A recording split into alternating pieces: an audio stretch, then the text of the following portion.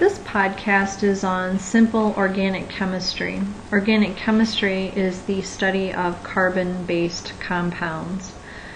Carbon-based compounds are put into approximately 12 categories of compounds. We're going to start with the very simplest of those 12, and that would be the alkanes.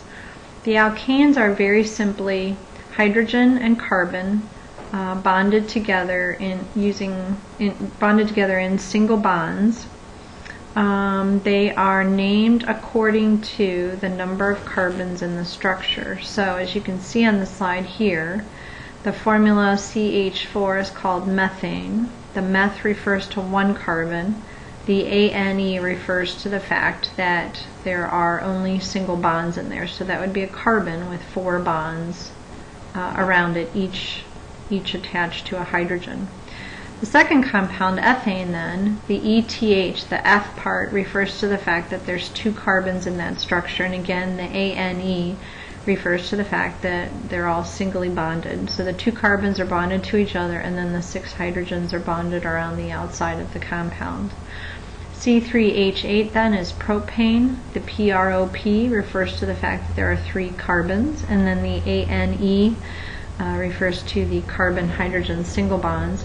That propane happens to be the propane that you would have in your propane tank of your gas grill. The fourth compound down, C4H10, that's butane. The BUT, the but part of that, refers to the fact that there are 4 carbons, and then the ANE of course refers to the fact that there are all single bonds. So the 4 carbons in a row, and then the 10 hydrogens connected to those 4 carbons, making sure that each carbon bonds 4 times. That butane then is the same butane that's found in a butane lighter. From here on out, pentane, hexane, heptane, octane, nonane, decane, the name kind of makes more sense. The pent, of course, refers to 5, the hex to 6, hept to 7, oct to 8. That octane, C8H18, is the same octane that's present in gasoline. The non refers to 9, and then the dec refers to 10. The general formula there at the bottom for alkanes, for every carbon, for every n carbons, there are twice that plus 2 number of hydrogens. So if you look at the C4H10, for example, 4 carbons, take the 4, double it, and add 2, and that tells you how many hydrogens will be in that structure. Now, straight chain alkanes aren't exactly straight, so we may draw butane with 4 carbons in a row like a chain, but when you put them together with the molecular model kit, when you look at them 3-dimensionally, they're actually in a zigzag there. So we see the stick drawing there at the beginning. Each little bend in that stick drawing, then a carbon is sitting there. And then we see the 3D, the other 2 3D drawings there as well.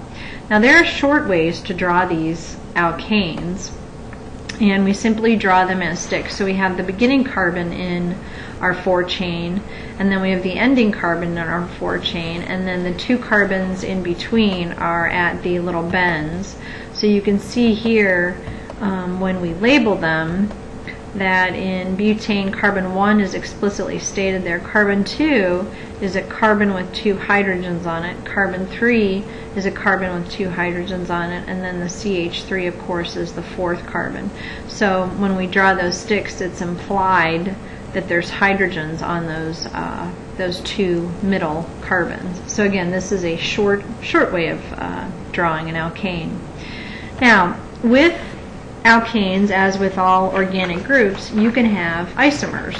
So isomers have the same number of everything, but they're organized quite differently. So you can have 5 carbons in a row with 12 hydrogens around. That would be N-pentane. You can have 4 carbons in a row with a carbon coming off the 2nd carbon in the chain.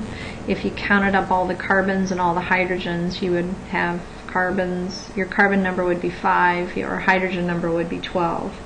And then there's neopentane, which is 3 carbons in a row, and then you have 2 carbons coming off the middle carbon, so it almost looks like a cross there.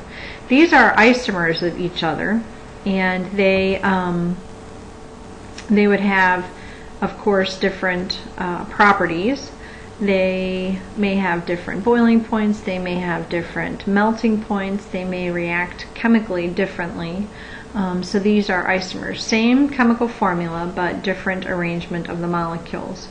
Now, alkanes can also form what are called cyclic alkanes. That is where the two ends of the chain kind of join together. So there's our cyclopropane.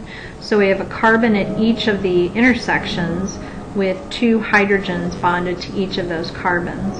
Cyclobutane, same thing, a carbon at each intersection and then 2 hydrogens attached to each of those carbons.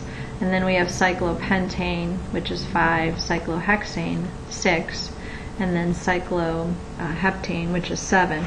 And then remember, in these structures as well, the hydrogens are implied at each one of those carbons. They just happen to be left off. So we will go in now to naming alkanes in the next podcast.